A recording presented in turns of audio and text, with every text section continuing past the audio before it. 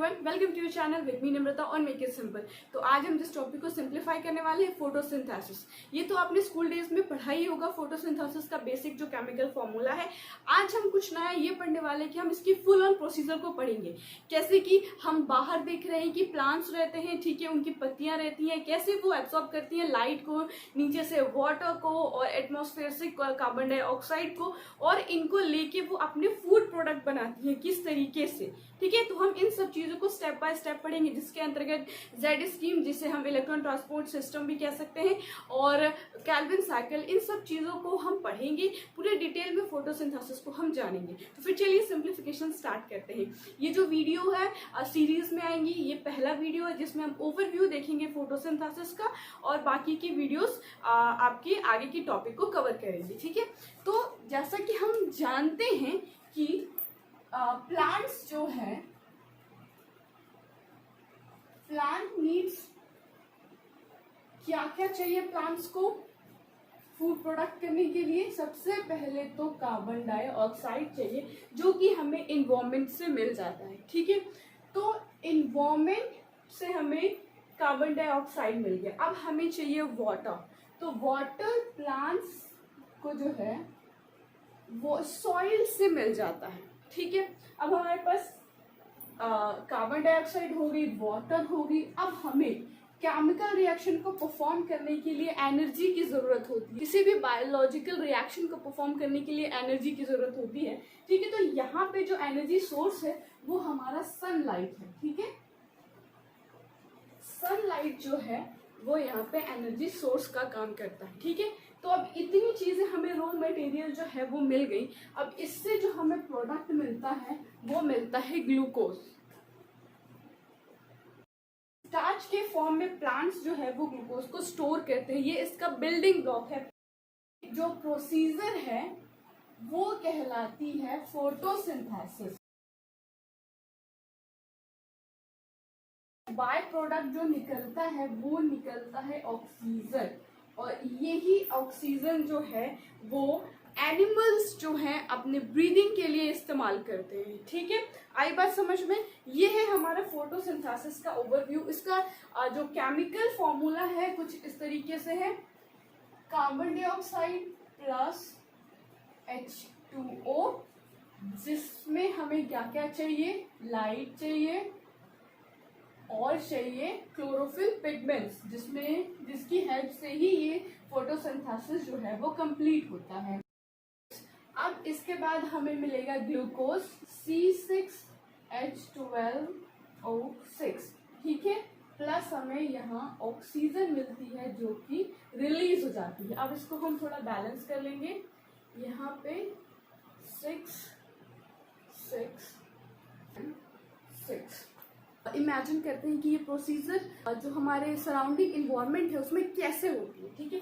तो हमने कहा था कि जो हमारी लाइट सोर्स है वो है हमारा सन, ठीक है। ये है हमारा सन, ठीक है। सन से हम जो प्लांट्स हैं ये हमने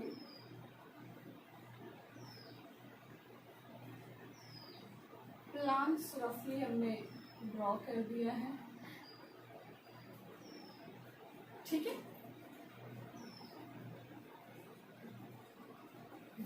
ठीक है। तो ये है हमारा सन, ठीक है। अब सन से वेवलेंथ निकलती है, ठीक है, रेज निकलती हैं जो कि वेवलेंथ के फॉर्म में होती है, ठीक है। लेकिन जो प्लांट्स होते हैं वो बड़ी बड़ी वेवलेंथ को एब्जॉर्ब नहीं कर सकते हैं। ये जो है वेवलेंथ की शॉर्ट यूनिट, जिसे हम फोटोन कहते हैं, उसको एब्जॉर्ब करते हैं, ठीक है। Smallest unit of wavelength photon को जो है, ठीक है, उसको ये एब्जॉर्ब कर सकते हैं, ठीक है। इतने पार्ट को तो है ना थोड़ा डिटेल में देखते हैं कि जो लाइट होती है उसकी वेवलेंथ होती है वो क्या चीज है। जैसा कि आप डायग्राम में देख रहे हैं, इलेक्ट्रोमैग्नेटिक स्पेक्ट्रम, वेवलेंथ जो निकलती है सन से उसको हम इलेक्ट्रोमैग्नेटिक वेवलेंथ बोलते हैं, ठीक है। तो इनकी जो वेवलेंथ है उसके अकॉर्डिंग इसको कैरेक्टराइज किया गया है, ठीक है। अलग अलग वेवलेंथ वाली जो रेज है उनको अलग अलग नाम से प्रोनाउंस करते हैं, ठीक है। जिसमें gamma rays, X rays, UV rays, visible light, infrared and radio active waves है।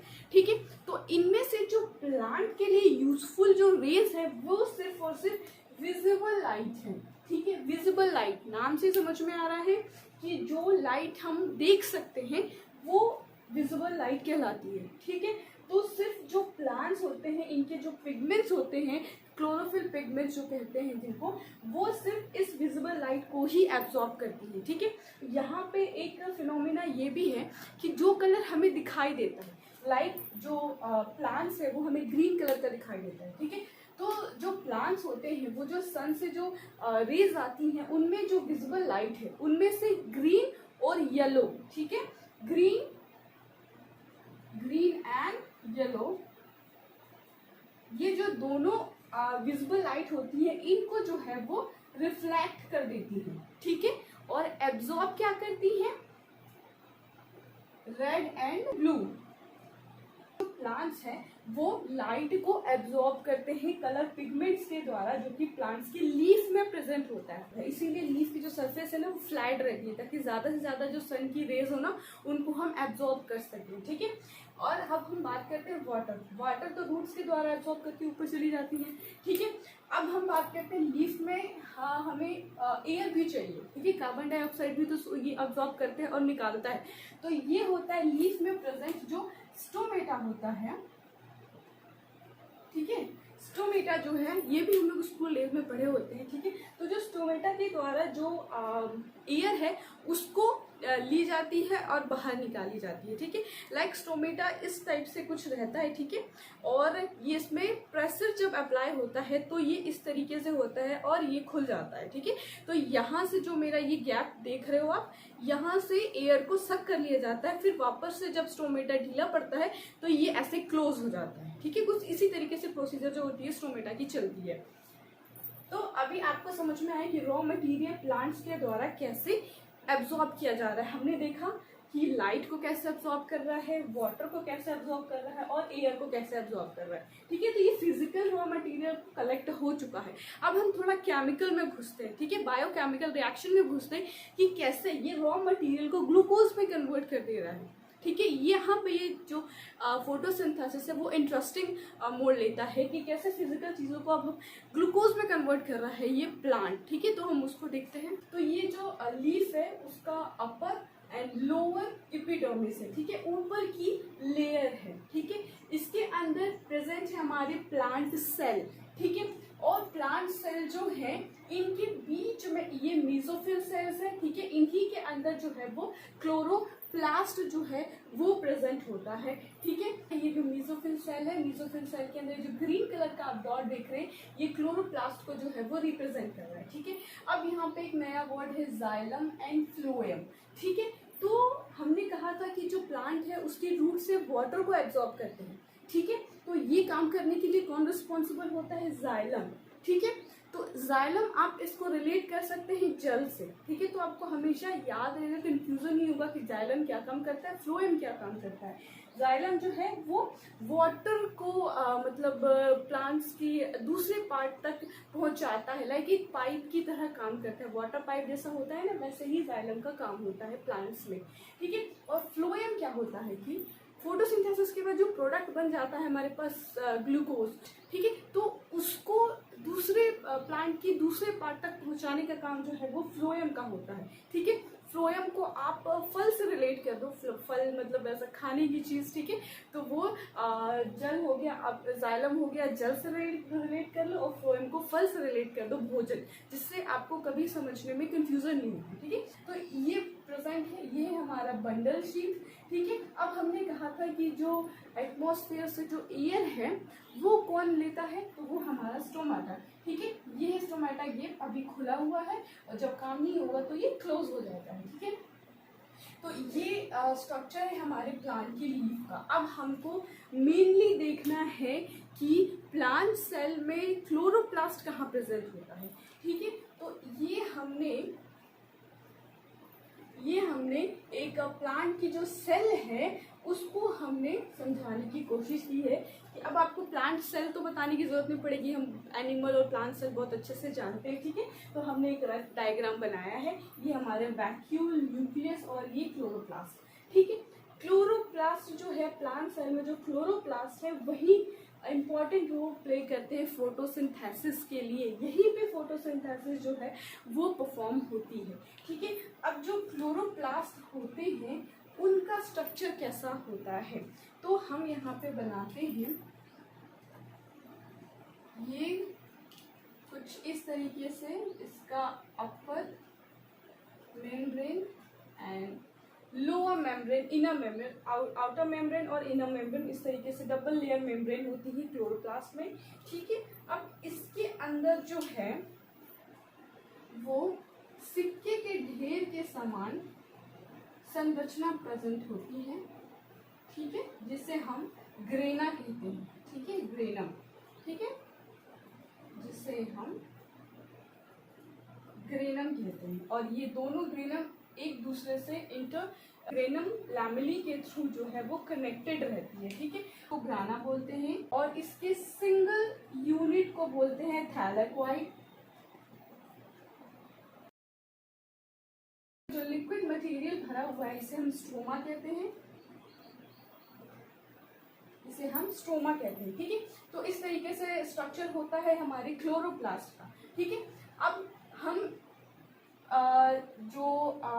हमने देखा है कि फोटोसिंथेसिस के अंदर हमने दो टाइप के रिएक्शंस को पढ़े, एक लाइट रिएक्शन और एक डार्क रिएक्शन, ठीक है।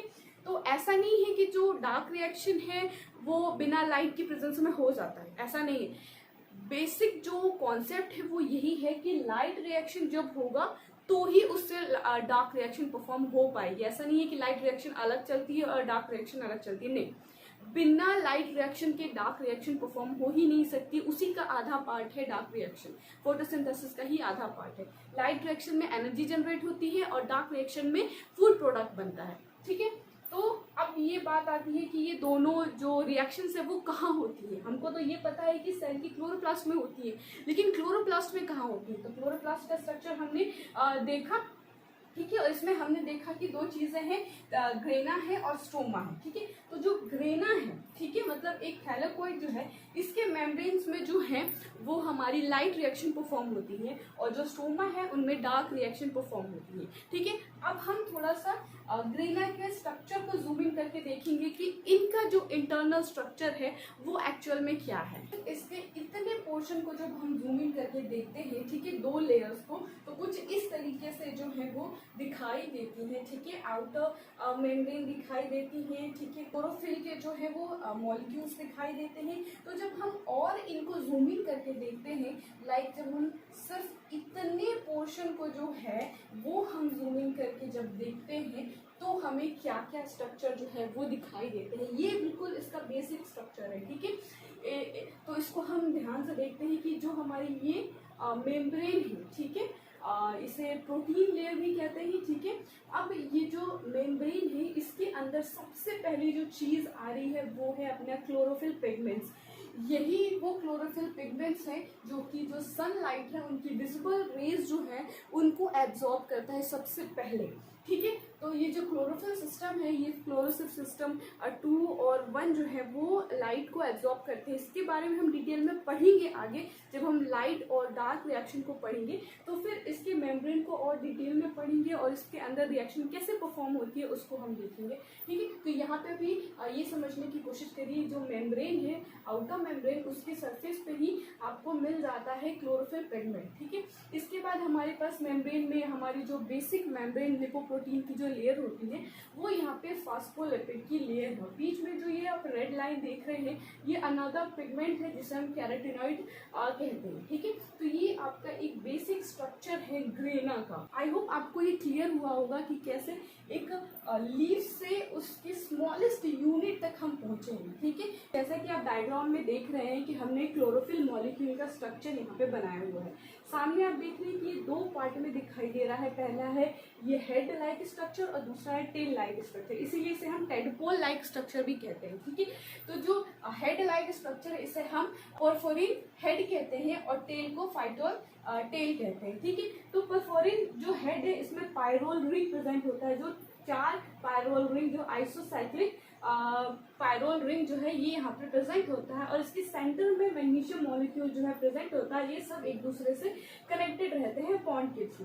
ठीक है, अब हम यहाँ पे देख रहे हैं कि इन 4 पायरोल रिंग में से एक में से कार्बन की चेन निकली हुई है, यही टेल बनाती है जिसे हम फाइटोल टेल कहते हैं। ठीक है, अब जो ये हेड होता है वो 15 बाय 15 एंगस्ट्रॉम का होता है और जो टेल है वो 20 एंगस्ट्रॉम लंबा होता है। तो आपको पूरी तरीके से क्लियर हो गया होगा कि एक प्लांट की लीफ से लेके क्लोरोफिल के मॉलिक्यूल के स्ट्रक्चर तक किस तरीके से हमने डिटेल में इसको देखा है। अब हम बात करते हैं कि हमने देखा है फोटोसिंथेसिस में जो लाइट और डार्क रिएक्शंस होती हैं उनका क्या कॉन्सेप्ट है। ओके, तो जैसे कि आप यहाँ देख रहे हैं कि photosynthesis consist 2 set of reaction. ठीक है, फर्स्ट है लाइट रिएक्शन, सेकेंड है डार्क रिएक्शन। ठीक है, तो जैसे कि हमने बताया था लाइट रिएक्शन में एनर्जी का प्रोडक्शन होता है। ठीक है, और ये कहाँ जैसे कि ये कहाँ परफॉर्म होता है, ग्रेना में। और एग्जाम्पल के लिए कौन सा रिएक्शन है, इलेक्ट्रॉन ट्रांसपोर्ट चेन। ठीक है, तो अब हम देख रहे हैं कि लाइट रिएक्शन जो है उसमें क्या होता है। तो सबसे पहले जो वाटर मॉलिक्यूल है इसका लाइसिस होता है, तो जिससे हमें मिलता है ऑक्सीजन।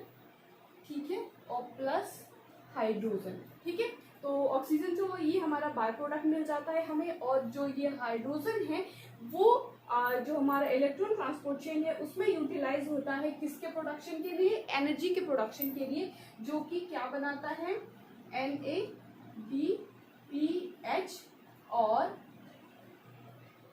ATP।